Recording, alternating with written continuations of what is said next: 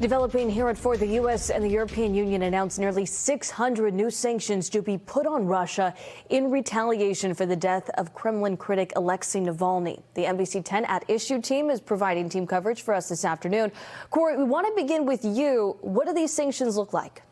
Well, Priscilla, tomorrow is going to mark 2 years since Russia invaded Ukraine, and the sanctions announced today are not only in response to the death of Navalny, but also, as President Biden put it, for Putin's brutal war of conquest. Now, for starters, these sanctions are on top of the ones that are already in place. They force Russia to spend more money to fund the war against Ukraine.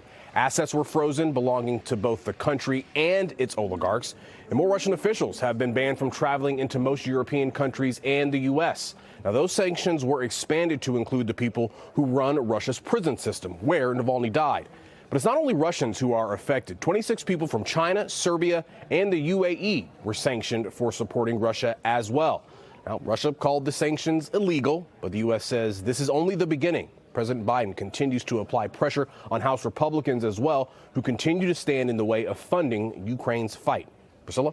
All right, Corey, thank you. We want to now bring in NBC 10 political commentator Sue O'Connell. Sue, previous sanctions didn't stop Putin. Now nearly 600 have been announced.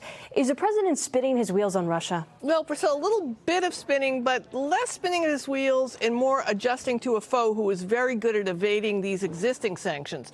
Russian experts who I spoke to today told me that they believe the prior sanctions initially had some impact, but the Russians, of course, found ways to get around them. Remember, they have allies like China and India who are willing to help them evade those penalties, and that help has helped the Russian economy grow in spite of the U.S. sanctions. So I asked what were Biden's options, and my sources said that he could use the billions of Russian dollars that are sitting frozen in Belgium and could give that to Ukraine. That might be a good option to help them fight the war, or level secondary sanctions against the countries like India for buying sanctioned Russian energy.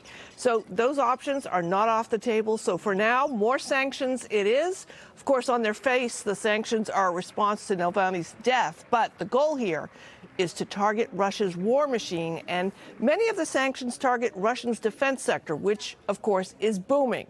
The point, if Russia's revenues are reduced, the hope is they won't get access to goods, which they need to build weapons. And again, this may not be the only thing the U.S. does. More penalties and acting on those other options are not out of the question, Priscilla. Yes, President Biden says this is really only the beginning. Sue O'Connell, thank you. And you can get a recap of all of the latest political headlines with Sue and Corey every Sunday morning right here on NBC 10. It all starts at 10:30 with Meet the Press, moderated by Kristen Welker, followed by At Issue at 11:30. You can also get those headlines when you're on the go. The new episodes of their Taking Issue podcast drop every week wherever you get your favorite podcasts.